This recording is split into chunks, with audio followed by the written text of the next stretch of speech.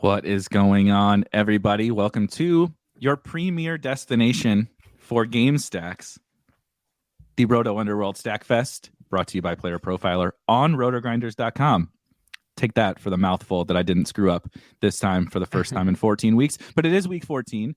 It is, I've talked about this on a couple of different shows, where I like to think about this as like a second wave of chaos in the NFL. I mean, we saw it last night. If anybody watched the Thursday night football game, the former Super Bowl champion Rams are playing with Baker Mayfield, who had just recently got released, who marches the field and basically ends the Raiders season because they don't throw the ball. You know, it's just, we've reached the point now where we think we know a lot, but we kind of really are back to not knowing as much as we think, as teams really start to go in opposite directions. Teams shut it down. Teams are playing for their lives. Injuries are all over the place. It's kind of a fun time. You know, it can be tiring. You get to week 7, 8, 9, 10 of the DFS season, and I start to get a little reinvigorated at this point in the season because there is a lot more new things to talk about than people probably expect. If you follow any of us, any of the three of us, you are probably also focusing in on your season-long playoffs, which is the last week to try to get into those, your best ball playoffs. So it's a really fun time to be digging into fantasy. And I found, I don't know about you guys, week 14 is tough. This week, we were talking before the show, the best game of the week was flexed to Sunday night. I don't even hate the Monday night game for fantasy, and the main slate does not have a lot of appealing things. So I'm excited to talk to you guys to uncover some of these games. Matt was bringing up again before the show a game we're going to have to uncover something similar to this that was totally off the radar a few weeks ago, Bengals-Steelers, that we really honed in on as a game to shoot way over the total that nobody was looking at for tournaments, for game stacks, and it was an absolute stone-cold smash. And so I think this week, the crux is, how do we find that game? That's the kind of game we're going to have to find again this week because there's not a lot really standing out on this slate. Dario, how are you feeling about week 14? Good. Yeah, like you said, it's pretty thin. There's a lot of low totals this week. I think there's 2 games on the main slate with totals under 40. So just a lot of gross happening. I saw one 37.5. And the only reason the Broncos game isn't down in the mid 30s is because they're playing the Chiefs. Otherwise, we'd probably have a lot. If it was Broncos Raiders or something, we'd have another 30 point total. But with starting wide receiver Kendall Hinton. I don't even know who is the third wide receiver for the. Are they even going to play one? I mean, oh my God, the Broncos are such a mess. Who would have thunk we got to week 14 with all these horrible games, and Broncos Chiefs is amongst the bottom of the, near the bottom of the list. It's just absolutely crazy. But anyway, Dario, continue. Yeah, it's funny because I was thinking about that when the intro was rolling for the little RotoGrinders music, and one of the pictures was like Russell Wilson celebrating a touchdown, and I was like, oh man, how the mighty have fallen. But yeah, I think update that graphic, guys. Let's get the motion graphics people in on this. By the way, hey, did you happen to have that game? By the way, just looking back in time, back in the time machine, did you have Bengals Steelers? Did you have any money on that, Derek? Yes, we did. Oh God, this is both simultaneously. It was an exciting game to hit on that game. Stacked it up. Main slate, afternoon slate, everything. 2 things happen. This is the epitome of DFS. You nail the stack that nobody's playing, right? Absolutely no one's playing that game. 67 total points. The total was like 43 or something like that. Something dumb. And everybody is not playing it. Najee Harris, who of course is not, he was the Joe Mixon of that week. Yeah, right. I'm Xing that guy out, and he scores 2 touchdowns. And then, even then, it was still going great. Joe Burrow's crushed, T. Higgins crushed, etc. And George Pickens, who had a good game, had like 80 yards and a touchdown. On the last play of the Steelers drive, or one of the last plays of the game, he breaks wide open down the sideline. Pickett puts it right on him, right in the hands, drops it. That would have been 7 for 140 and 2 touchdowns or whatever. And instead he scores 20 points, which was great. 20 points, for like 5K is great. Hey, but 4x'd it. You could have. Yeah, but like 38 sounds better. 38 sounds a little better.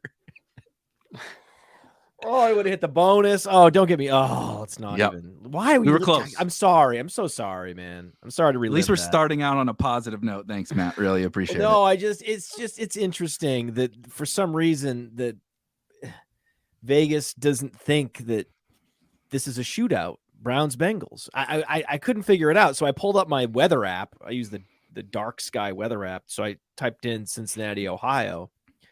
Guys, Cincinnati, Ohio on Sunday, 50 degrees and partly cloudy. Okay. So it's not Football a weather issue. There's no issues. It's perfect football weather. It's like you couldn't have drawn it up better. You have Deshaun Watson having his second game back, now he's reacclimated to the league. I mean, 46.5, hell out of here.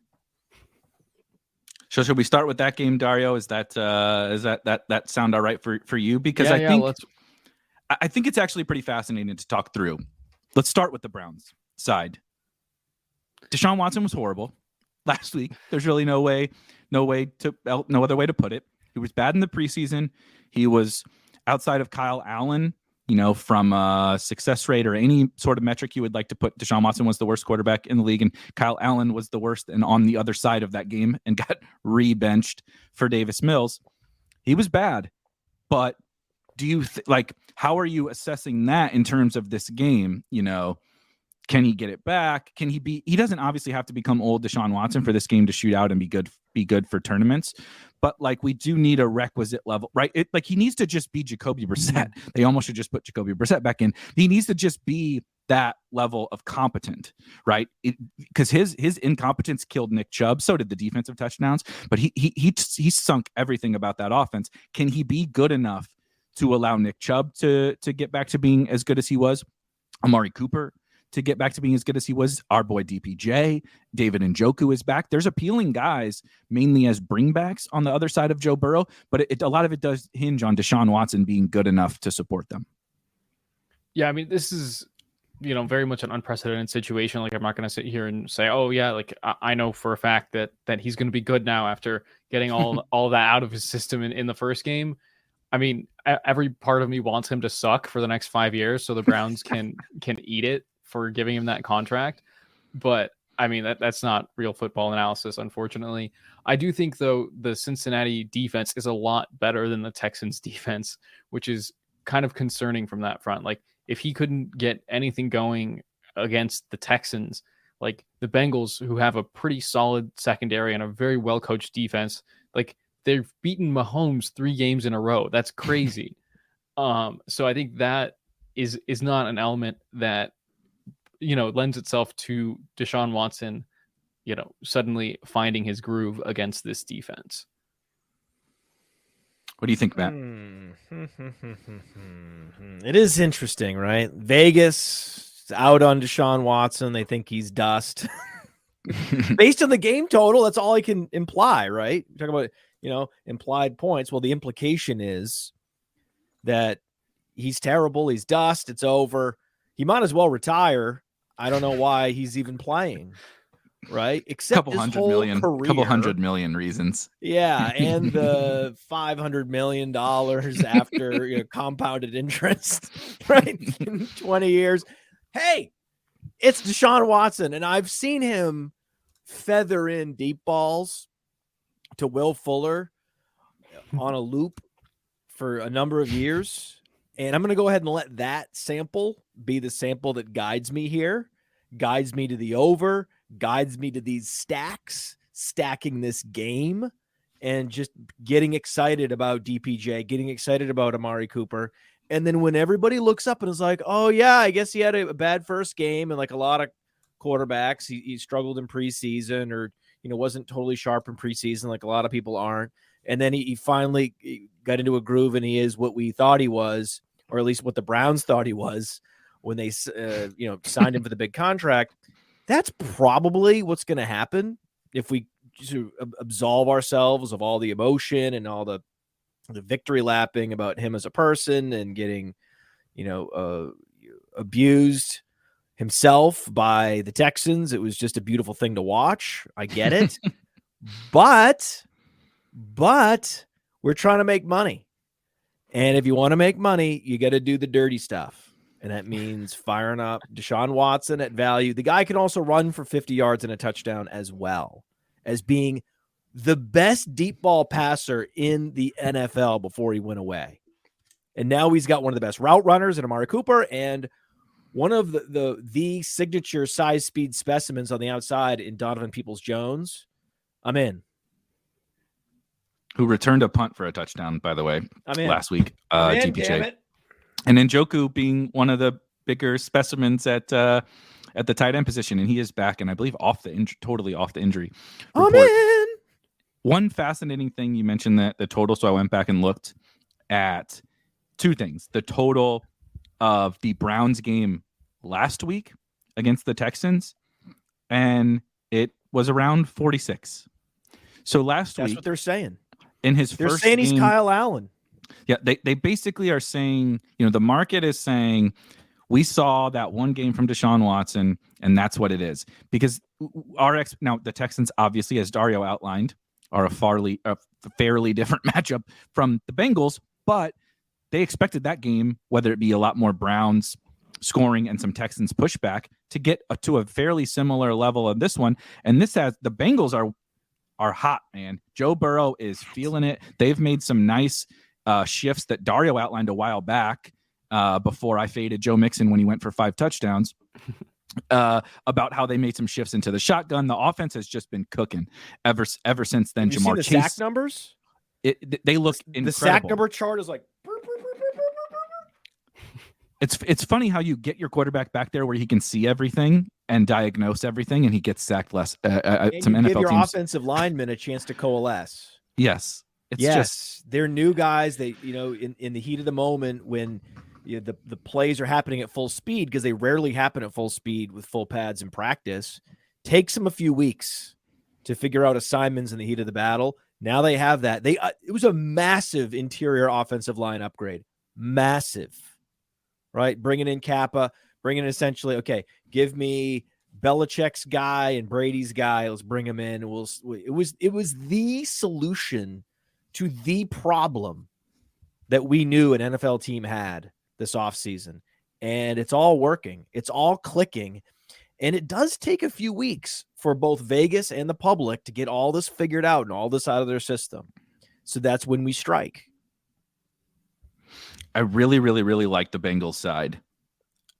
I do. Let's talk about the Bengals side. We can kind of, as we talk them through, it can drive us to maybe some of these Browns where we can hone in a little bit on how we want to attack that Browns side.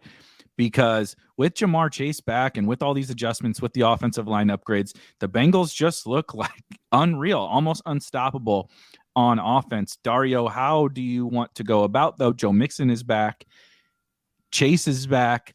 Tyler Boyd is apparently just stone dust, but how do we go about thinking? Hayden Hurst is out, correct? So that's one. Yeah, I think I saw he was doubtful. So that means out.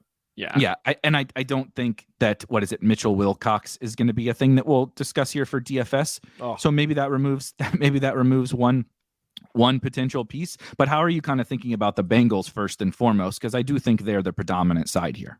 Yeah, I think when any team faces the Browns, that team's running back is a conversation you have to have. And obviously, Joe Mixon is coming back from his concussion. We know that coming back from a concussion, not nearly as concerning as, a hamstring, a calf, an ankle, whatever it may be.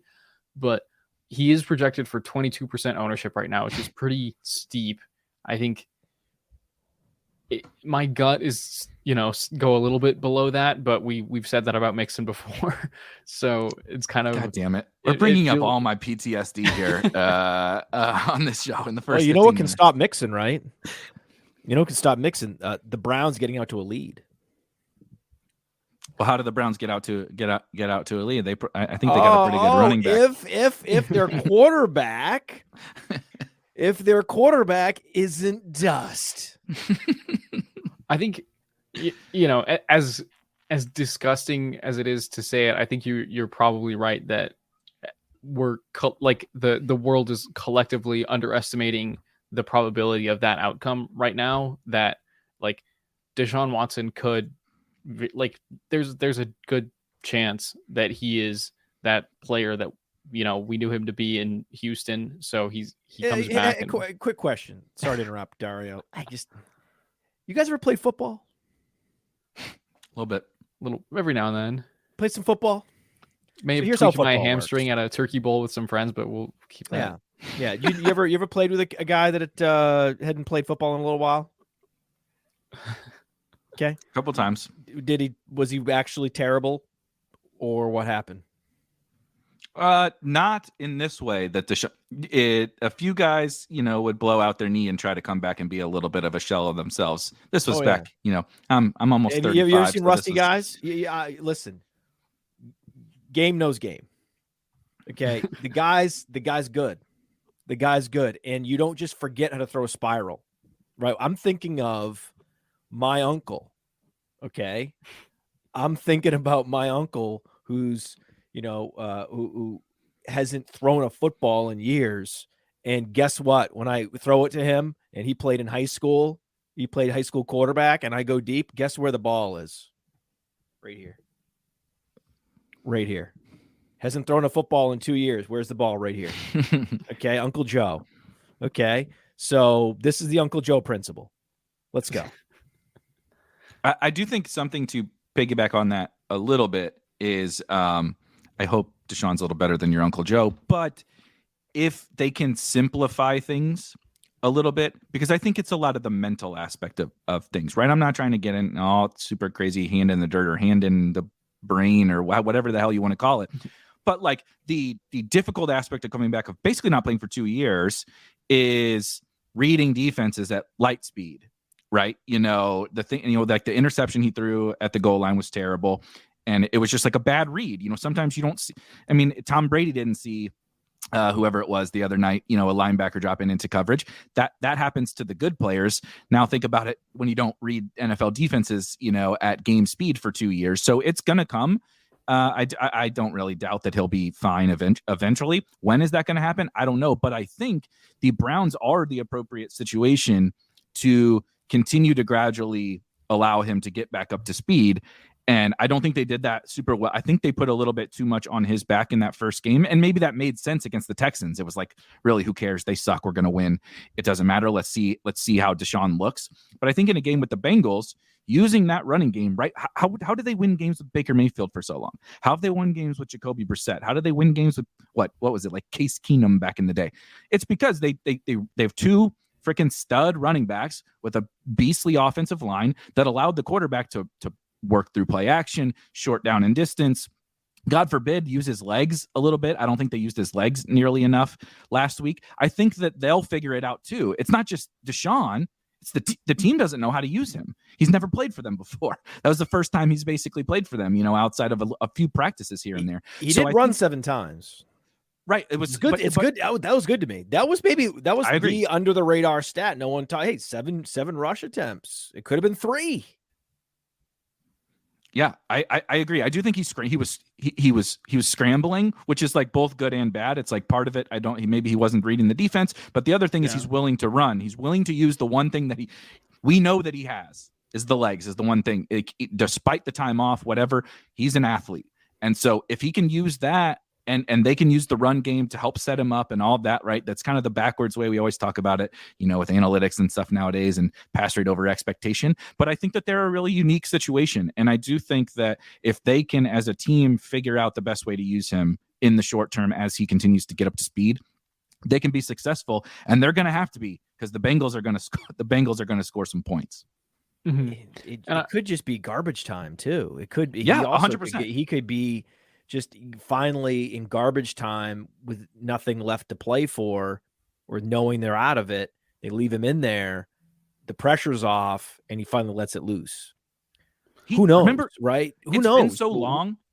It's been so long. That's what he used to do. You remember for fantasy? That's what I'm thinking. That's what he did. Fourth quarter bombs to Hopkins and Will Fuller and all. He's running around like a madman, in the backfield. It wasn't like design plays. All those deep balls were because he scrambled around on the Texans and they were down by 14 points in the fourth quarter. I'm not saying he's prepared to do that right now, but it's possible that he's going to have to try on Sunday, which means really good things for fantasy, probably for him, but also for Amari Cooper, Donovan Peoples-Jones, etc. I do want to talk about the Bengals, though. We kind of pivoted a little bit because Deshaun's a very polarizing thing to talk Sorry, about. we just keep talking. I know. But Dario, I will go say back to the Bengals. Well, one last thing on the subject of Watson, like I think his play style, his play style is a lot like Justin Fields before Justin Fields came into the league. Like if you think about how long he holds the ball, his tendency to just like run around like crazy in the backfield before unleashing one, and also just the scramble drill. So I think that for the upside we've seen from Fields this season, like there's definitely, we know that Deshaun Watson was doing that before Justin Fields came to the NFL. Yeah. But I mean, Tyler Boyd, I will say we would be talking about him very differently if he hadn't dropped that touchdown last week. So I that's one of those situations where I think you kind of want to like maybe try to forget that a little bit and say, look, he's still got that red zone target. Right now he's projecting to be the lowest owned of the trio of receivers for Joe Burrow by a mile, and also the cheapest. Obviously, he's only 5,000 on DraftKings. So I think you kind of still want to mix him into your stacks. He makes a lot more available with the rest of your lineup than double stacking Chase and Higgins. So I think mixing in some, Chase and Boyd, Higgins and Boyd makes a lot of sense with your Burrow stacks. I think this is a great week for Chase and Boyd. I know you think, oh, it's Denzel Ward. Oh, he's a tough matchup. No, he's not. Denzel Ward hasn't been good this year. Denzel Ward is currently ranked number 38 on the Player Profiler cornerback rankings, courtesy of Cody Carpentier, and he has an even coverage rating. So we look at separation against, we look at pass breakups and fantasy points per target allowed, and he's right there, right? He's league average in coverage rating on playerprofiler.com. So Denzel Ward is a perfectly acceptable matchup for Jamar Chase. Someone named Emerson is the other guy. Martin Emerson is his name. I hadn't really heard of him. But sounds like a hockey goalie. Sounds like a hockey goalie. Not really an NFL name, is it? No. Golfer, hockey, something like that. Goalie for some Premier League team in soccer. Anyway, not a football player. He's outside the top 50 in our cornerback ranking. So the outside corners are the weakness. The inside corner, Greg Newsome, that's their strength. And if you look at Greg Newsome's slot rate the last few weeks, I mean, it's been 94, 74, 79. He's almost always lining up in the slot, and that's going to be Tyler Boyd. So if there was a week where I would say this actually doesn't feel like a Tyler Boyd week, I'm not scared of Tyler Boyd, it would be this week. Focus on those outside wide receivers with Burrow. Run it back with our customary Donovan Peoples-Jones, also Amari Cooper. This tees up nice for Amari Cooper too, because we know Uze's out. Now it's Eli Apple and Mike Hilton and Trey Flowers. This is perfect. Right, this is what you're looking for. This was the same argument we had for George Pickens when he was a drop touchdown away from being like the millionaire maker, winning wide receiver. Mm-hmm. So let's go with this game, fellas. Let's go. Do you either of you draw anything away from the fact that Deshaun threw 22 times last week and Amari had 9 of those targets? He did. I'm not saying 2 years ago, I'm not trying to draw these parallels, but it's just an easy way to communicate it. Will Fuller was the DPJ where Will Fuller, when DeAndre Hopkins played, was never getting the huge target share, but he catching, 60-yard touchdowns. Hopkins was just racking up targets and catches. So it feels like that is kind of how it's one game, it's 22 Eric, attempts. That's what it feels like. Forget it, man. Why are you bringing this up? This is old news, right? This is really like stale analysis. I can't believe you're that's analysis from last week. Those parallels are from last week. Deshaun Watson stunk last week. He's not good anymore. Ew. What do you think, Dario? We have to point out that Amari Cooper popped up on the injury report, didn't practice today. He apparently hurt his hip in practice yesterday. So that's not a great look for Amari. I think that's probably one that there will be a lot of reports coming in on. We'll have to keep an eye on over the weekend. But that potentially means nuclear DPJ and some interest in David Bell probably becomes the other receiver in 2 receiver sets. And David Bell's been showing some encouraging signs of life lately. You know, we talk about rookies and the second half down the stretch breakout. I think that he's someone, especially if Amari Cooper does end up missing this game, I think he's someone that you're going to want to have in your portfolio. David Bell, punt play, wide receiver. God, this game has something for everybody, man. That is probably what is the most fascinating thing to me about it is I feel, you know, not to be overconfident in the Bengals side, but frankly that without Hayden Hurst, it's just 3 wide receivers. Joe Mixon is back, and you know you sprinkle in some Joe Mixon because he does have a good matchup, and then obviously Joe Burrow. But it's fairly straightforward when you're constructing a portfolio of teams. On the Browns side, you kind of have all these puzzle pieces that you can use. And we've talked a lot about the pass game and Deshaun, but I also don't think you should totally write off either of the running backs. I think we outlined the game script that, like Dario mentioned, the market and the whole DFS world, similar to what happened last night with the Rams beating the Raiders with Baker Mayfield and Ben Skoranek and Tutu Atwell, you know, and no Aaron Donald and beating the Raiders that no one thought could happen. People are building showdown lineups with 5 Raiders and 1 Ram, even though the spread was only 6.5. In this game, no one is saying, well, what happens if the Browns just have success here to start? And that could be Nick Chubb. I mean, we're talking a lot about Deshaun, but that could easily be Nick Chubb as well.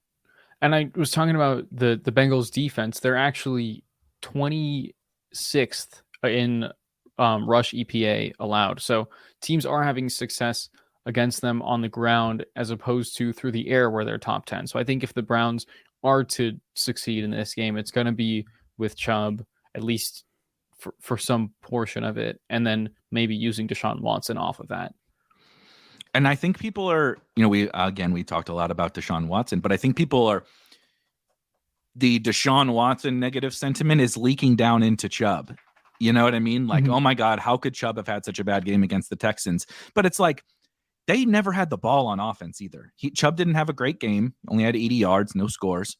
But like, they scored 3 defensive, special teams and 2 defensive touchdowns. They never had the ball either. So we really didn't get to see what would have happened in a more of a normal game. And I don't suspect Joe Burrow is going to turn it over 3 times. Crazy, dude. And I think this is so crazy what's happened. This is like the recency bias wet dream of my life. That this is what's happening. Like, I can't even believe it. I can't believe that given all the reasons why you could just throw that game away and forget it happened, that the opposite is happening. That it's like now like defined Deshaun Watson and this team. Yeah. What a crazy outlier game that was. Forget it. Pretend it didn't happen. Yeah, I agree. Compelling argument. I think it's fair to say, you know, if we were creating projections, I don't create the projections, obviously, but our team is creating projections. You guys are creating projections. If we're not taking the 3 years ago Deshaun Watson as our expectation for the offense, but we're also not taking last week. And I think the public is taking last week as this is the truth. And so that's kind of the big sentiment this week. And so that spills down to all of these Browns players, right? I am much more interested in Joe Burrow as a DFS play for myself personally, especially on DraftKings. I mean, it's a $600 price difference. I'm not saying you can't play Deshaun Watson, but I'm saying, maybe I'm falling in love also with the recency bias, but I think the recency bias of the Bengals is an extended period of them being great. And now Jamar Chase is back and Joe Mixon is back. And the offensive line is awesome, as we outlined before. So I lean a little bit more heavily to that side from a stacking perspective. But I think all these bringbacks are awesome. Like, dude, Deshaun used to have games where Jordan Akins would score. Remember, like, we'd have like Jordan Akins big games and stuff. Like, Njoku, no one's playing David Njoku. No one's playing Donovan Peoples-Jones. No one's playing Amari Cooper. And no one's playing Nick Chubb. And the first thing we talked about this slate is that it's awful. We can't even normally we talk about 4 or 5 games to stack. We could barely find 2. When do we ever talk about Nick Chubb, bro? Yeah. You know, we're like, oh, what about Kareem Hunt? You know, we're like, hey, this is like no, man. I'm into Chubb. Yep. Yeah. I mean, look, one thing on David Bell, he very super prototypical sort of development curve in that first 5 weeks, he's underutilized, barely sees the field. Then, you know, typical second, third round pick who had a good camp starts to get that 50+% snap share, wins that number 3 job. He's in there in 3 receiver sets, 29 routes, 22 routes, 24 routes, 28 routes, 21 routes. Then the thumb injury, he's out after the first quarter. And now he has no injury designation heading into week 14.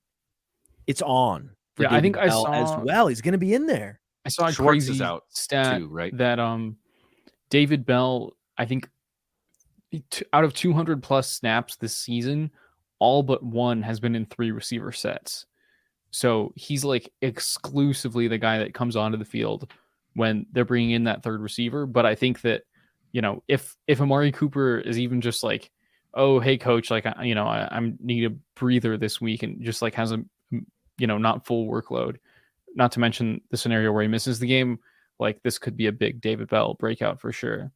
I also think, and we can move on to maybe everyone's favorite game of the week.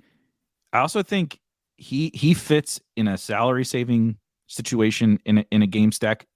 Matt talked about maybe wanting to prioritize Chase and Higgins a little bit more. You know, Joe Burrow is $7K. If you do want to spend up somewhere else, or you want to use Nick Chubb and really just like onslaught this game, it does get a little pricey. Not a lot of, I mean, outside of, I don't think any of us are particularly excited about playing 3K Texans wide receivers against the Cowboys. You know, there's not a lot, or Kendall Hinton, there's not a lot down there. And so he would make sense. He would also make sense in the scenario in which we're outlining the Bengals score a lot of points, right? The Bengals get up multiple. Why is he, you know, he's playing in 3 wide receiver sets. That's fine if they're losing and they're playing 3 wide receiver sets, right? He's going to be on the field. So build a team that sets you up for that scenario, right? Well, that's Burrow, Chase Higgins, David Bell, maybe Njoku, TPJ, whatever, however you want to build that team, but he fits that. And I mean, there ain't nobody playing David. There's probably nobody talking about Dave. We spent more time talking about David Bell than anybody else is, but I think these are the guys that do make these game stack conversations a lot more fun, because why would you, like, people are going to play Philip Dorsett, and it's like, why would you play Philip Dorsett over David Bell, in a Bengal stack? I mean, I understand it from, a cash game. Typically, you're looking to play more of like a slot receiver just to get, chase the volume, get your 12 points and move on with a punt play wide receiver. That's fine. It's weird, right? That a guy that looks like Philip Dorsett would be that guy, would be a free square wide receiver for cash, and a slot receiver would be more of a tournament play. But actually, that is the case this week, where happy to use Dorsett in cash, want no part of him in tournaments. Where's the upside there? It doesn't exist, right? That's been our whole thesis from week 1, that the upside is in the game scenario that could unfold if things break right. That upside doesn't exist in the best case scenario game situation. What are you getting from the Texans players? You're not getting enough, right? You're not getting enough. So get out of here. Their implied team total is less than 14. It's stupid. It's just dumb. It's like if you were to play Dameon Pierce in tournaments last week, it's just like, dude, hit yourself in the face with a hammer.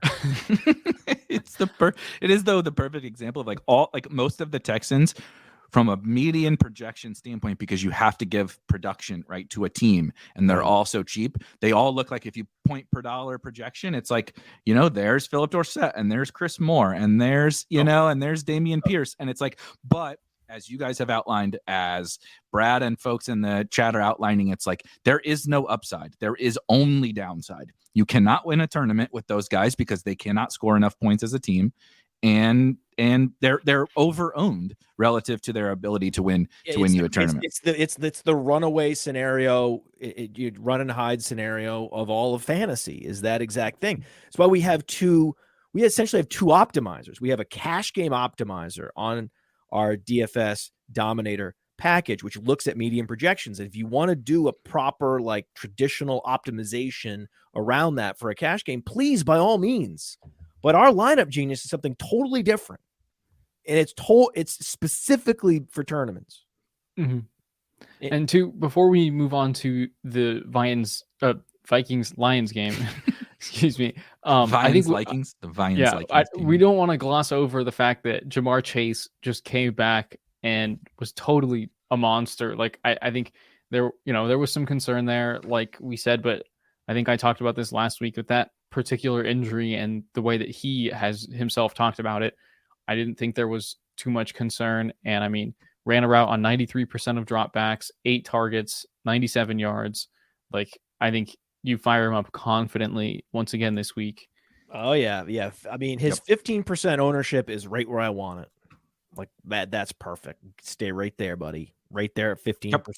I'm going to pound that. You're at 15. I'll be at 25. Thank you very much. 100%. Love that. That's perfect.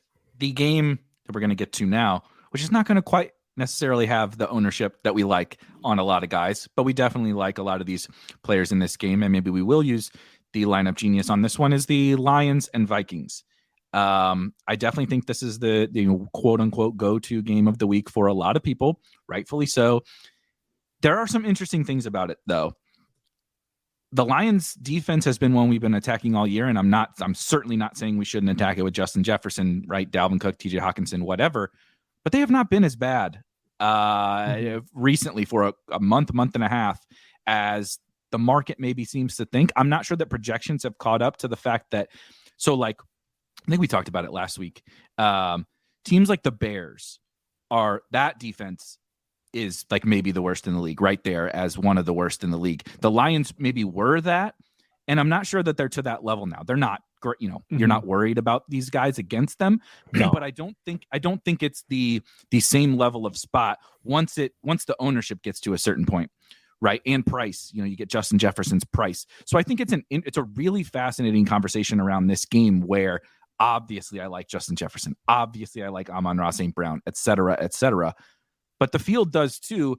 And I'm just, on a normal week, when we had other pivots, we actually had other games we liked, it would be really easy for me to just say, well, let's just play, Chiefs Bengals or that Steelers Bengals game or whatever. But I struggle with that balancing act of there's not a lot of pivots, but I see reasons for both appeal and maybe a little bit of pessimism in this game. Amon-Ra, number 1 projected ownership per Chris Cimino on RotoGrinders, just like last week. We're looking at, between 22 and 25%. It's a big number. Yeah, I mean, he was tackled at the 1 yard line twice last week. Like that monster game with 2 touchdowns could have just as easily been a 4 touchdown game. Unbelievable. He's great. We've talked about it. We love him. I love him. He's one of he's basically got the Terrell Owens mindset, Terrell Owens sort of work ethic, but he's starting from a place with more draft capital, from a major conference program. He doesn't quite have the chip on his shoulder that Terrell Owens had coming out. But he's got a dad that's like programmed him to just be a total monster in the weight room, on the practice field, coming back from this injury that would have cost guys like him more games. It took him 2 weeks to get back online 100%. And now he's one of the top receivers in the league. He's this year's Cooper Kupp. So you're going to play him. It's just that you play him 15% versus the field at 25%. You played Chase 25% versus the field at 15%. I think that's a pretty easy equation to run through, considering they have similar salaries. Yep, and fairly similar projections. Amon-Ra projects just a smidge higher, but we're talking about very close. What about Dario? What about the rest of the Lions? Matt and I were actually briefly DMing on Sunday because we talked extensively about Let me DJ guess, Chark DJ Chark, yeah. last Oh, week. man. In particular, we talked about him as a pivot off of, say, a Zay Jones, who at the point in time when Matt and I were DMing, DJ Chark had 99 yards and Zay Jones had goose egg, had 0. I think Zay Did Jones you guys got remember 1. that, guys? Because just so everybody knows, just in case they're just tuning in, Eric, just a little extra context for everybody, just real quick, if you don't mind. So anyway, kids, last week, it's crazy, and you can go back and look. We have the logs. You can go back. Last week, it was Trevor Lawrence chalk after one good game ever. It was excuse me, Travis Etienne chalk coming off a foot injury after he lost the entire previous season to a foot injury. And if you don't think that's crazy enough, it was Zay Jones chalk week. That was a thing that happened last week. And it was one of our, signature run and hide scenarios. And I think we can add up the fantasy points the 3 of those guys scored on 2 hands. Pretty much. Yeah. I mean, what? Listen, kids. But Here's DJ the thing Chark, about Zay Jones chalk. yes, DJ Chark did everything last week that we wanted, obviously, except get in the end zone and get one more yard. But think about 2 weeks ago, Jared Goff just barely missed him on a long touchdown that he would have had a really nice week. Last week, he is a yard away from the bonus, and Amon-Ra and the running backs score all the touchdowns. Little bounces here and there, and DJ Chark has back-to-back 20-point weeks, and he is a critical part of people's plans in stacking the most popular game of the week. But because the ball hasn't bounced perfectly for him, his salary has not come up and his ownership has not come up. He, again, is my favorite play in this entire game. And so he's either, you can use him as a leverage off of the Amon-Ra's of the world, or if you want to stack this game up and use him in concert with Amon-Ra, I think that's fine because, it's kind of the combinatorial ownership versus raw ownership, right? Amon-Ra is super chalky, but the more you attach on these guys who are maybe not super chalky, you can totally play Amon-Ra. He's a reason why I still really like this game, even though some of the ownership on a couple of guys has me worried. Chark's averaging 100 air yards a game if you just don't count week 11 where he had just the 14% snap share. What the hell? He's the best tournament play of the slate, right? At this ownership, if we assume this ownership, he just feels like the best tournament play of this. 5% owned DJ Chark in this game. Yeah, I never know, man. We sit down for the show. Some weeks, I'm like, yeah, wow, golf clap. DFS grinders, you guys got it. You figured it out. Good stuff. This week, Chark ownership. What? Yeah, we got to be careful. Otherwise, we're going to cause the Chark chalk. It happened to DPJ, to be fair, a couple of weeks ago. We sat here and DPJ projected for 5% or something, and then by Saturday afternoon it was 17%. Yeah, we couldn't stop talking about how good of a play he was, and then he was in cash game lineups by Sunday. But Chark and cash isn't crazy. Also, I don't think so either. That's not crazy at all. And by the way, I saw what you did, Dario, and I saw you setting that up from 90 seconds away. Chark, but Dario, I get it. I would have done the move if you hadn't. Talk to us about Chark. Yeah, well, we've been getting very punny lately in the last couple of weeks. The season is hey man, growing. Yeah, we're dads. The days are getting shorter. You bust out the chalk talk. Yeah, it's dark by the time we start this show here almost, and so it becomes a little slap happy time. But let's talk about the Lions.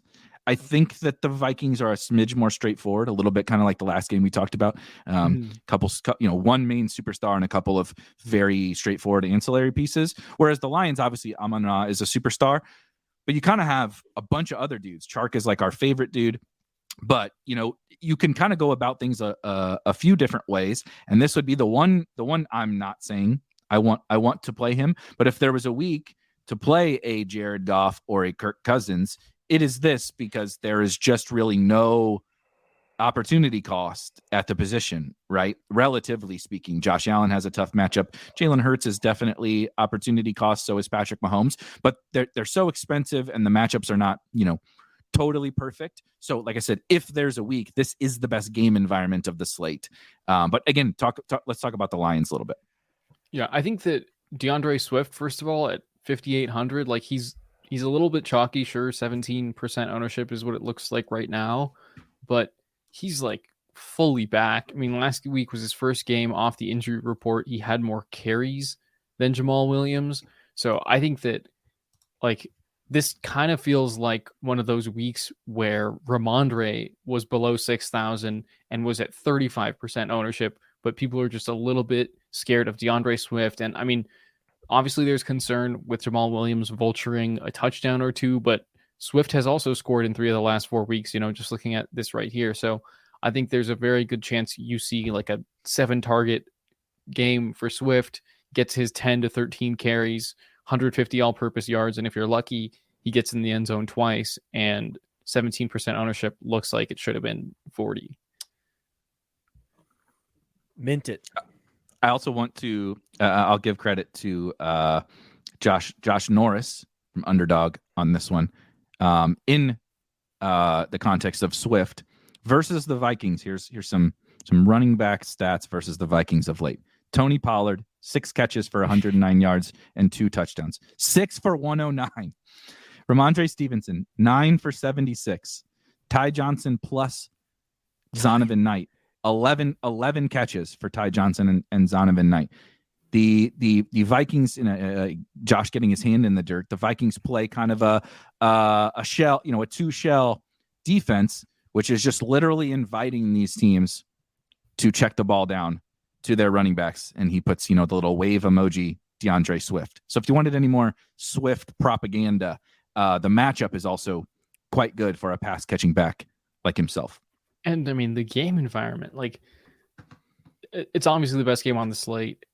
According to our like next game block that we have on player pages here at Player Profiler, the Vikings allow the 3rd most points to running backs on the ground and the 7th most points to running backs through the air. Jeez. So I think, that also kind of gets me thinking about 2% Jamal Williams at the same price. Like, I think that they're both appealing to mix in just a little bit, to be honest with you guys.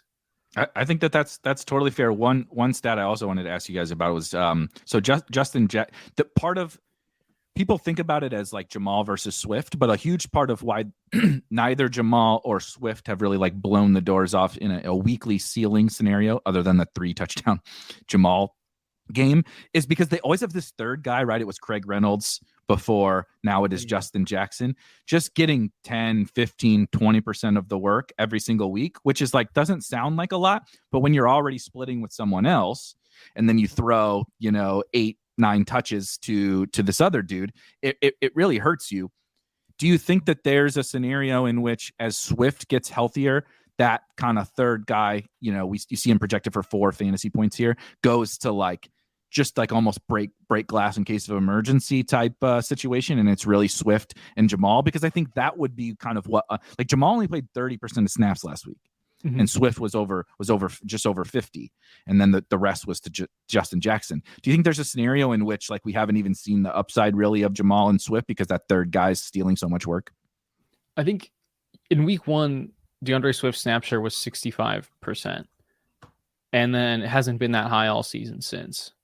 I think that's like the best case scenario that you're looking for, and I don't think that Craig Reynolds or any of these like third backs were involved for the Lions in that week 1 game against the Eagles. So I think that there's a good chance that we see less and less of Justin Jackson. But yeah, that has been a bit of a thorn in their side lately, for sure. Lions want to win this game, folks. Oh yeah. Kids.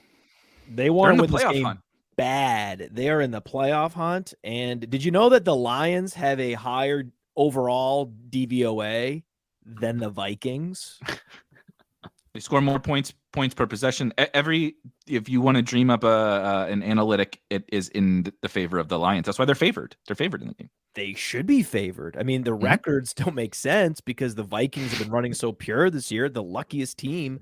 But this tells me exactly what. And look at their defense DVOAs. Their defense DVOAs are both positive, which is bad, right? You want to give up. You want to be negative. You want to give up fewer points than the average. They give up more points, both of them. They both give up at least a field goal more in sort of defense DVOA adjusted, all that stuff, schedule adjusted, all that. So these are relatively bad defenses. You could argue the Lions defense is now it's gotten healthier and better, and they're now a little bit more on the positive side. But we're talking about two high octane offenses against two subpar defenses, or at least average defenses. It does set up so perfectly, even though there isn't a mobile quarterback that we really love in this game. As Dario mentioned, it hits the notes to hit an over. It's also in Detroit. Everything just feels so right, especially for this Detroit running game. Needing to win, they're going to play Swift. They're going to play Swift a lot. And yeah, Swift is a total smash. Amon-Ra, clearly will be a great play, just don't play him at the same level the public is. And then flip that, play Chark at 3x the public. Of course, you're going to want to put in Jefferson wherever it makes sense. Play some Cook where it makes sense. I wish there was, we have that, right, in TJ Hawkinson. So the addition of Hawkinson gives us that third option we can actually get excited about in the Vikings for run back options. It's just that how could you play Goff? Yeah, it's just so crazy. And he's chalky. It's really tough. It's really tough for me to come around to that. I understand all the context of these two guys are both, I believe, the two highest projected owned quarterbacks. What? Yeah, that's tough. No. I think that you have to focus on, Eric. I think what you got to do is you got to sit down and go, I'm going to skinny stack this game with 2 to 3 players in a lot of my lineups, just not quarterback. I'll do these. I can do micro stacks with Hurts and Brown with a run back and without, because I'm loading up on the skill positions from this game, skinny stacking this game so aggressively just without the quarterback. And the reason why I thought I totally understand what you were saying. You're like, well, Allen, the matchup sucks. And, I looked at the implied points that the Cowboys are getting. Mm-hmm. Oh God. Yeah. And I think I found the other quarterback I'm happy to pound in there.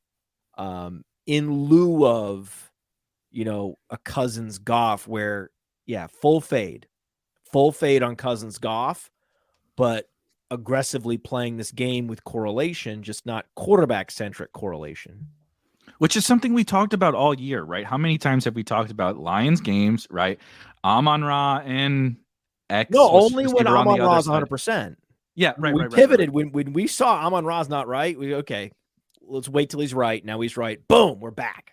Yep. And now we have Swift right. Multiple pieces. Yep. We have Swift. Now we have Swift. So it's like not so hot. Okay, now Amon-Ra's right. We're good. Now Swift and Amon-Ra are right. Ding, ding, ding, ding, ding, ding. Yes. But that doesn't mean, as excited as you can get, that doesn't mean you play Goff. Oh, Goff. Yeah, I like the Burrow. We obviously talked at length about that game. I like, your Burrow stacks alongside these guys. The other thing is, DeAndre Swift gets a lot of his value from pass catching, but it also, like, he scores rushing touchdowns, which directly take away from Jared Goff. If you just happen to get 2 DeAndre Swift rushing touchdowns, you can still have that exact type of lineup that you mentioned, Chark and Swift, Amon-Ra and Swift with a Jefferson or a Cook or a Hawkinson or whatever. And Goff is not going to be the guy, right? And Goff is not going to be the guy. It's totally fine. Can we talk about the Vikings though? Dario, going to kick this one to you as well, because I don't have much to add other than the big three, basically, which I would call Justin Jefferson, Dalvin Cook, and T.J. Hawkinson. Are we missing anything at all on the corpse of Adam Thielen or anything like that? I did find it fascinating. At least maybe we should discuss the Lions really shut down Justin Jefferson. It was his worst game of the year. They were Jeffrey Okuda is covering him, and they're kind of putting a lot of bracket coverage in around him. I was watching really getting the hand in the dirt earlier today on Twitter, watching some people post some film, but I thought it was at least mildly interesting to consider. Are you just not worried about it, and we're still GM and Jefferson as the top priority? Dalvin is pretty interesting. Hawkinson, Thielen, right? Walk us through the Vikings. Yeah, I mean Thielen had 6 catches, 61 yards, and a touchdown last time these teams played each other. Had 100 air yards in that game, 8 targets.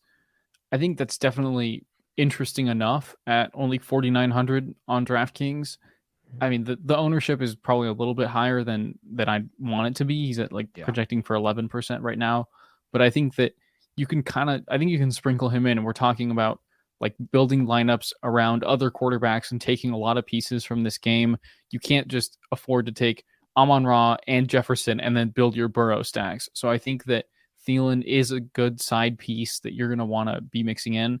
And I think the other big takeaway I have on this game is the Lions run defense. We talked about the improvement of the Lions defense. The aspect where we haven't seen that improvement is in the run defense.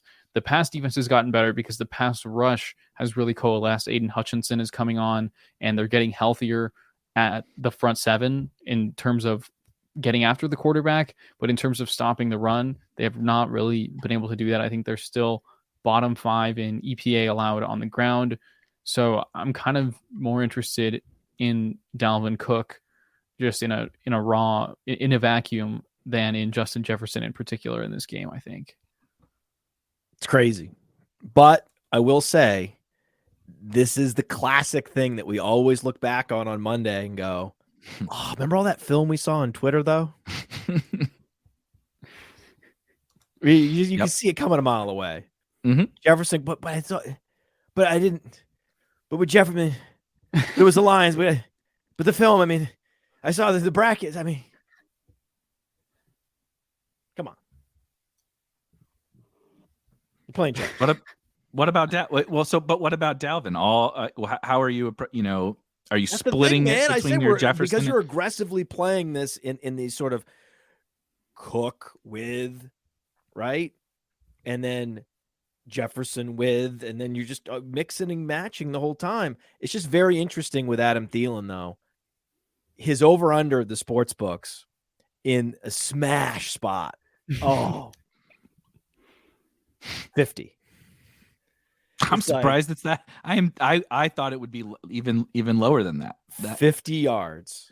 How many times has he gone over 50 yards this year? 50, okay, more about 50% of the time. I think he's either got Adam Thielen. He's either getting 40 yards or 60 yards. He's a 40-60 guy. He's 60-40. Yeah, I think this week he's more 60-40. So I mean, we're playing him a little bit because we think he's more 60-40. But other weeks he's 40-60. He's not getting all those, and then now with Hawkinson, he's not this red zone monster like he was before either. So that was part of the thesis is like, oh, the 2 touchdown games are always out there for him. Not really, not anymore. So fine, like I said, you're gonna essentially allocate 2 to 3 spots in every lineup for this game, knowing that you're pivoting off the quarterback. You're good with it.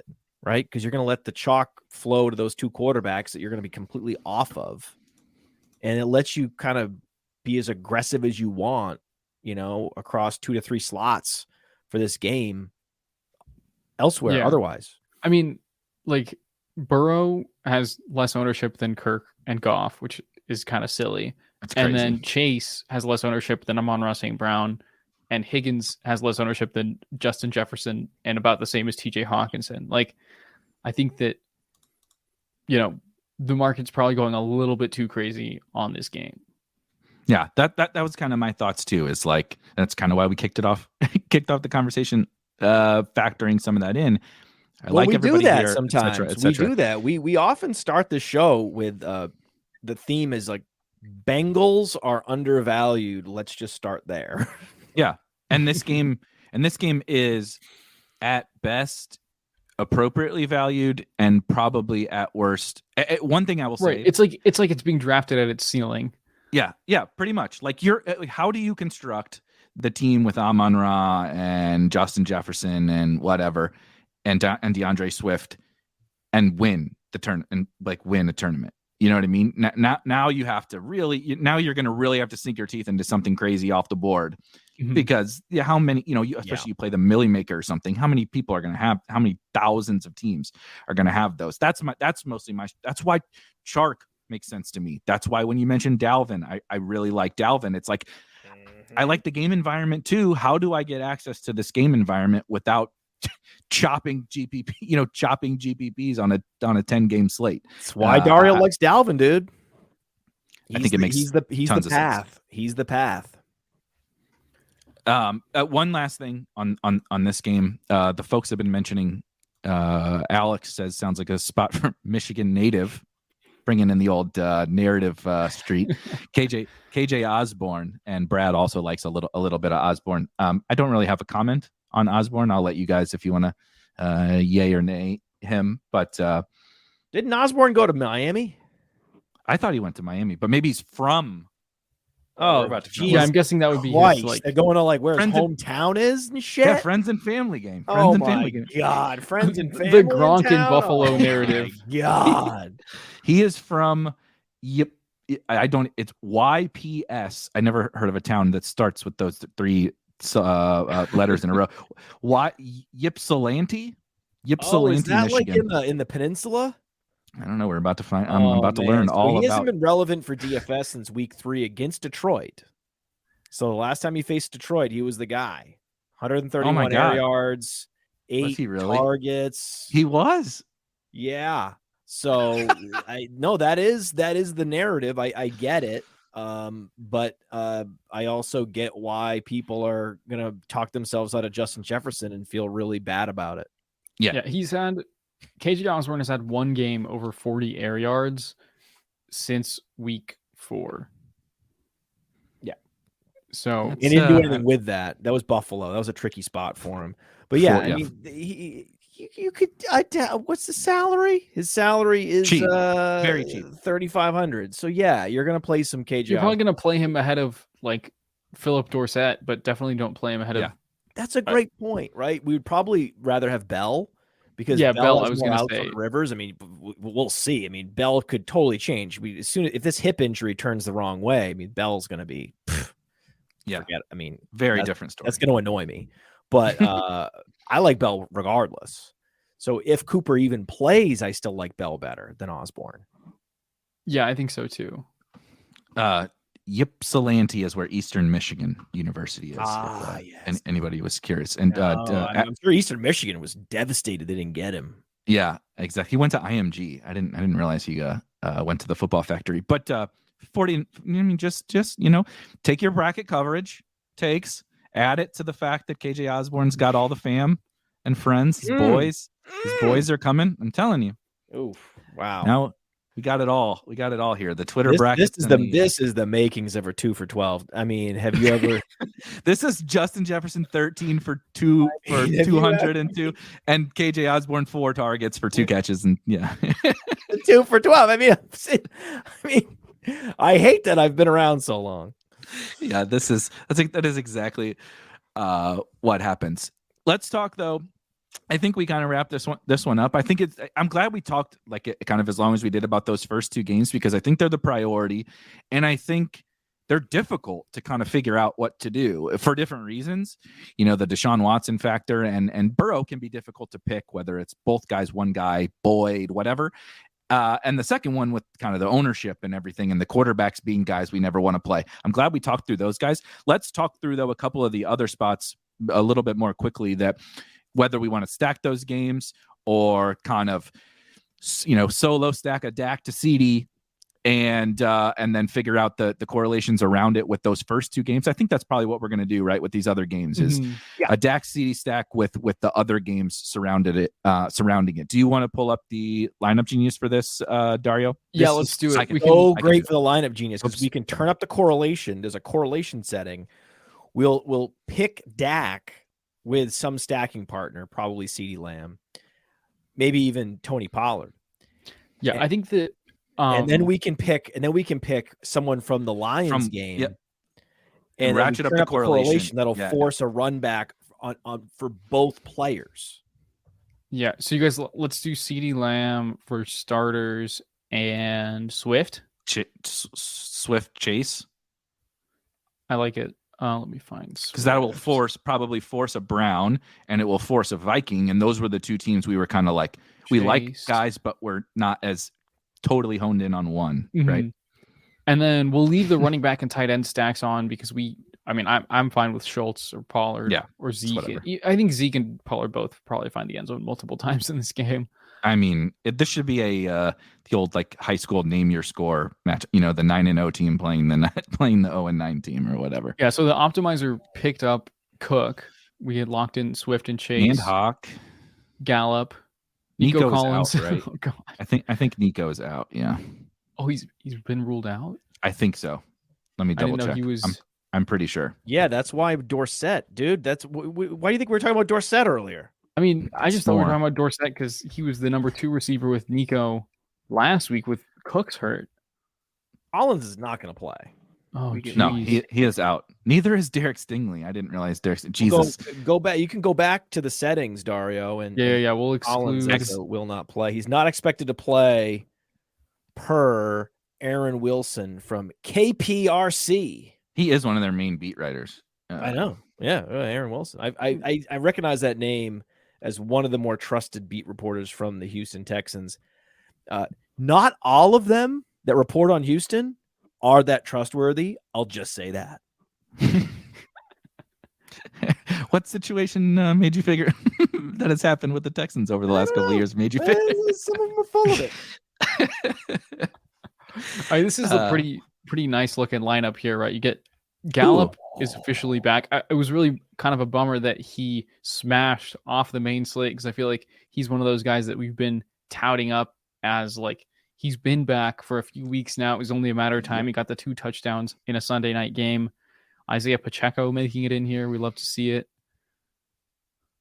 You know what the RB2 is? I mean, I know Pacheco could be the RB2. You could flip those and put a receiver in there if you want. That's fine. You can also, in the settings, you can say what you want in flex. So you could take the running back out of flex if you want. That's another set. So we have that all set up. But I just want to say, RB2, I don't care. Like, we should just have a slot. We should have another setting that's like RB2, I don't care. It doesn't. I don't care. When I see Murray in there, I love it. I love it. When I an RB2, I just want to be dirty.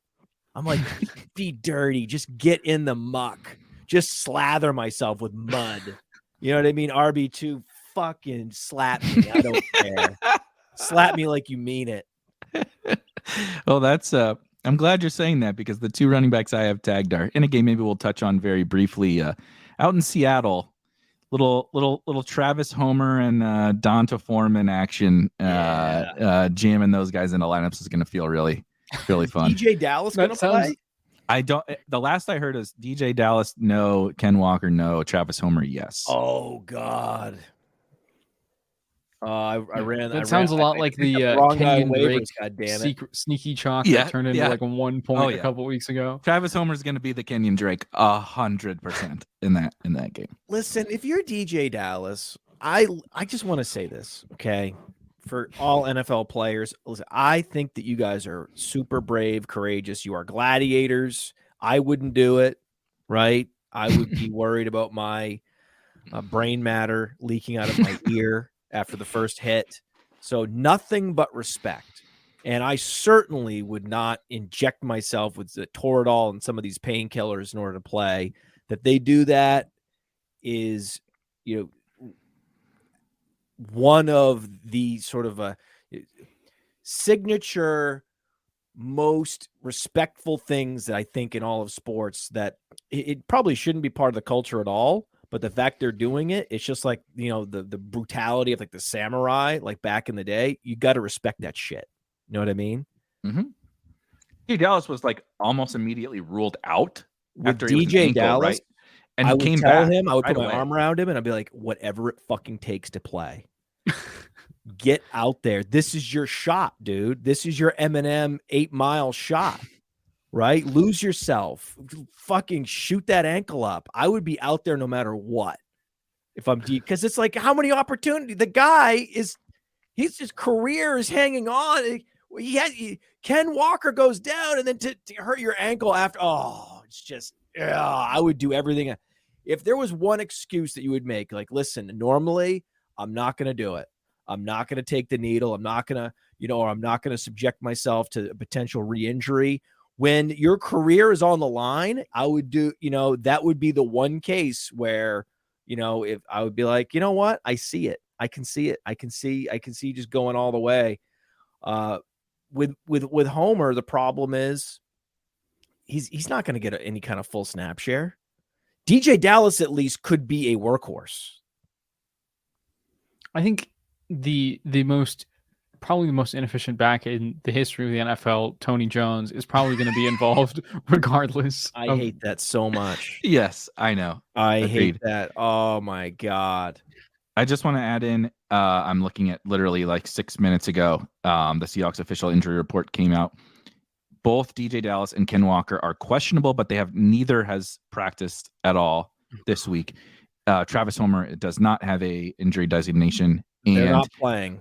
And interestingly, you mentioned Amari popped up with a hip issue. DK Metcalf also popped up with a hip issue and is questionable. I'm just assuming he's going to play, but that's at least mildly interesting. And Will Dissly is also questionable. So a lot of shit going on out there in Seattle, and kind of similar to the Amari thing.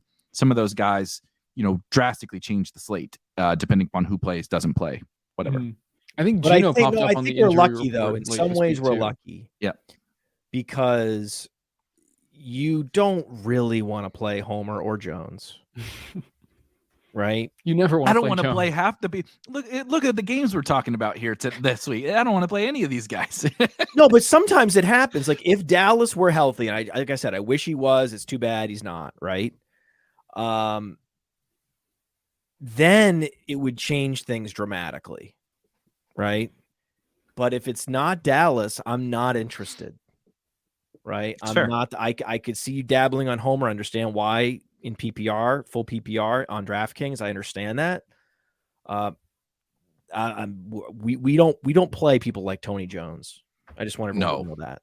Absolutely not. I do kind of like that game. Maybe we can briefly touch on that one for just 2 minutes after we're done with this exercise. Do we want to look at any more Dak teams, or do you want to look at any of these? I think Allen, while we're here, I want to emphasize to people, you can play these these 3 elite quarterbacks right here. They're all at lower ownership than we usually see them. I mean, I remember Josh Allen the first time he played the Jets a few weeks ago. Obviously, we saw that it didn't go well, but he was still much chalkier going into that matchup than he is this week. And I think that he's still freaking Josh Allen, so I think you can build a Josh Allen stack and, force in, let's put a receiver in the flex here. And then, we'll force in the stacks with Allen, who are some other pieces we talked about? Get Higgins and maybe Dalvin in here. But Dalvin or Chark. Chark. I like Chark. Chark for sure. Yeah, baby. Yeah, no, my larger point with DJ Dallas was that even if he does play, I don't trust it. If he didn't practice all week, I'm not gonna play him, because who knows what he did to get on the field, knowing that, like you said, and then he's not right. He doesn't have the same level of push off the ankle, doesn't have the same explosiveness, could leave the game early again, re-aggravate. So even if you get up for that game because you feel like you need to be out there because you're playing for your next contract, that happens in the NFL. But whenever a guy misses all 3 days of practice, I'm out. Yeah, I mean there's a famous having saying. Both of those guys be questionable after not practicing all week is the most Pete Carroll thing I've ever heard. I hate that. Yes, I 100%. know. God damn it, Pete. He knows they're not playing. He knows they're not playing. What he's probably doing is that old school pressure style. I'm going to make you questionable. You guys warm up and see how you feel. He knows that they're not going to be able to play, and they're going to see if they can shoot him up and get out there. Yeah, I know. You can't make the club It's in the tub, right? It's a world. It's a famous saying. You can't make the club in the tub, and so people fight through bullshit injuries that they shouldn't play through because their career, their life, it's fucking wild. Yeah. No, yeah, I think, like, for example, something like this where you're getting 20% total ownership between Allen and Gabe Davis, who those two guys can single-handedly carry you, and then you get super loaded on the Bengals, get your little correlation in this Lions-Vikings game with Hawkinson. I like Chark Hawk. Yep. Like, oh yeah, I think this is the way to play this slate. What do you? Yeah, and you could even go back and take out Boyd if you don't like that matchup because there's very few slot. I mean, this is the same lineup but with Higgins and Chase. Who Boyd's going to be facing. Then you can just go ahead and say, you know what, I don't want any Boyd. I'm going to fade Boyd this week for multiple reasons, and you can put him in the X column. Yeah, Swift and Knight feels so nice, and I mean, it's hard for me to believe that his ownership is still this low when it's been said he's still going to be the starter. He's getting a lot of passing down work. I think Matt Milano is questionable this week. That Bills defense is a lot less scary. Von Miller's out Matt Milano for the year at linebacker. Yeah, Von Miller as well, obviously. Are you guys kind of making that assumption with Zonovan here? Oh yeah, we're in on Zonovan. Okay. Oh, we're big time in on Zonovan. But this is exactly what we're talking about. Dak Gallup, Allen McKenzie, Allen Davis, these like micro stacking with the big, hairy, mobile quarterback, right? Mm-hmm. And then getting actually more salary exposure to Lions Vikings, just not via the quarterback position. Yeah, like look at this. We get Thielen, Chark, Swift, along with Higgins, Chase. Like this is, I mean, that's 5 of our lineup spots in the 2 games we spent the whole show talking about. And then Josh Allen, like Dawson Knox is just like probably the cheapest weapon you can pair with Josh Allen, is why the optimizer went there. And then, like we said, Zonovan Knight. Well, would you manually change one of Higgins or Chase? Is it thing would you play Higgins and Chase without Burrow? Is that a thing anyone would want, or is that a rule of thumb violation? I would not do that. Just because what they need to do to win you that tournament at those prices, it's hard for me to see not wanting Joe Burrow. I would maybe swap, if you could swap Chase for Brown. I think you could do Mixon and one of them without Burrow because runs for touchdowns, right? Yeah, absolutely. Yeah, no, I think Brown's great because then you're also getting some exposure to Hurts. Yeah. I was trying to see if we can get up to Diggs. I think we're about like $300 off of Diggs right here. You can swap a defense or something. Maybe not. Panthers defense. Yeah. And then you get Diggs. I like it. Isn't it crazy? DFS is fun, guys. This is a fun. I'm glad. And we could do this exercise with Hurts and Mahomes too. I think that's the beauty of this slate. Yeah, that Allen, the defense doesn't matter against Allen. The defense doesn't matter against Mahomes. The defense doesn't matter against Hurts. So, and tons of implied points for Prescott. And then we like Watson, Burrow, and those are your quarterbacks. Mm-hmm. Yeah. Mm-hmm. They all happen to be the most expensive. Oh, well. Right, yeah, you can some weeks we're telling you, hey, play some Pickett. Some weeks we're telling you, hey, play some Mike White. I don't see it this week. Mm-hmm. No. Yeah, no. I think you can keep Cousins and Goff out of your quarterback pool entirely because we don't get very many slates with Allen, Hurts, and Mahomes all taking chalk away from each other. They don't even need to do that, dude. Yeah. Everyone's playing the 2 quarterbacks we hate playing. And Burrow, you can. I think you could play those 5, 6 quarterbacks right there, and I think you could probably sprinkle a little Geno honestly. Like if those running backs are all right, if Travis Homer's gonna and Tony Jones Jr. or whatever, if they're gonna score, assuming DK Metcalf does play, maybe Will Dissly doesn't play, then you get a little Noah Fant action. I think I like that route better. I just we don't like it when teams play like the Panthers. It's just it's such a I don't like Geno this week because of even at home. And now you're losing any like sort of breakaway runs in the passing game from Kenneth Walker. Those are no longer an option. Now we have DK on the injury report.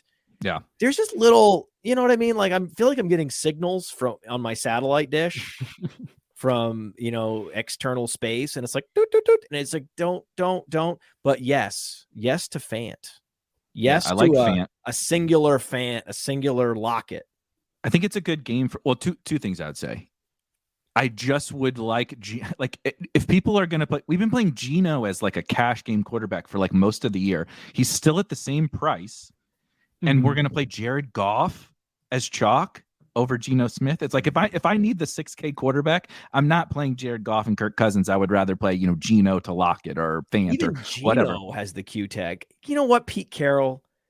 Go to hell. Yeah. Go to hell. You know what? Like I like that game. What a jerk. I like that game for secondary type. Again, like your fillers, Fant. I like Donta Foreman, right? Fant Foreman is a cool one. That's your RB2. Like your I don't care RB2. When we talk about I don't care RB2, you want to get down and dirty? That's what we're talking about with Donta Foreman. Yeah. And then you get Noah Fant. The matchup is really good for Foreman. The Seahawks run defense has not been anything special this year. I think we got it, folks. I think we got it. I was just figure this shit out. I was playing around with some Mahomes here in the background. Down.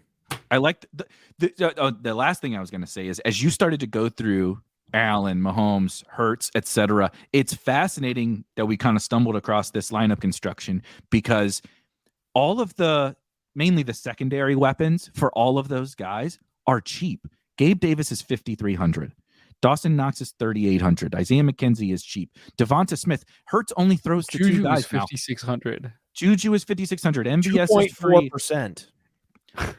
These right. So Kelsey is expensive. AJ Brown's expensive. Diggs is expensive. But everyone else on those elite offenses with elite quarterbacks is cheap. Jalen Hurts only throws to two guys without Dallas Goedert, and Quez is out now. Quez is hurt. Wow. There's Devonta Smith, cheap. Gabe Davis, cheap. Juju, cheap. All these, you can get access to them and play our games that we spent, an hour talking about. I think it makes too much sense. Yeah, I agree with this is pretty nice looking here to me. That's fun. Yeah, look, there's Devonta. You get Jefferson. We swap out Zay for our guy Chark. and we move on. Or even Gallup or other things. Gallup. This is by the way, now that everyone has had their hands slapped away on Zay Jones, now you can go back to him. Yeah, 100%. Happy to go back to him. Titans, it's a good matchup for Zay Jones. Let's wrap with what we always wrap with. And I'm really interested. Normally, I have an idea of what you guys are going to say, and I think we're all on the same general thesis of the slate. But the one thing that that you have to jam into tournament lineups this week, right? What's the conviction play? Could be an individual player, could be a little correlation or whatever. What's the one thing that you got to jam into tournaments? Dario, we will start it with you. I think it's Jamar Chase, plain and simple. Like stud. He had a pretty good game last week, but he didn't blow the doors off anyone. He didn't grab the fantasy world's entire attention. But I think this is a very good week for him to do that. Like you said, Matt, the Bengals secondary, the Browns secondary, a lot better in the slot than out wide. And the Bengals offense has been humming while Jamar Chase was out. I think this is kind of reminiscent of the Cowboys offense figuring out what they need to do because Cooper Rush was in, and then getting Dak back and they're, super loaded. And I think this is a similar deal. The Bengals offense figured out what they needed to do. Now they're getting their best weapon back. I think this week is a very good week for Jamar Chase to have, 150 yards and 2 touchdowns.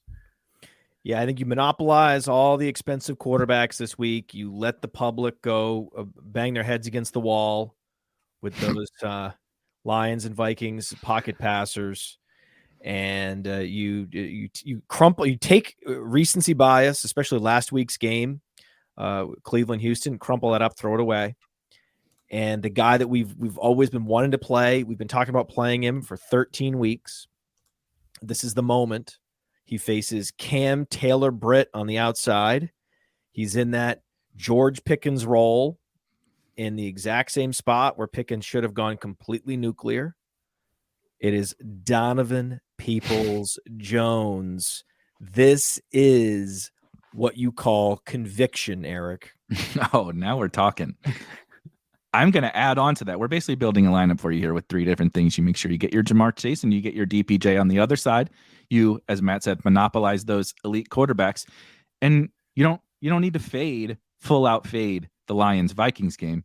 You can use our guy, DJ Chark, and go. Matt said, who cares about RB2? Let's get that not super highly owned running back on the other side of DJ Chark against the Lions pass defense in Dalvin Cook. That's your way to play that Lions Vikings game with everything these two fellas said here. Put that all together, throw it in your optimizer, and spit out your 150 teams. And that's how you win. That's how you win this week. I'm really glad we figured this out because an hour and a half ago, I really didn't know what I wanted to do. Pencils with this down. slate. Yeah, exactly. Pencils down. I'm good. I'm ready to rock and roll for Sunday. So that'll do it for Matt, for Dario, of course, for Steve behind the scenes. We will see you guys next week in week 15.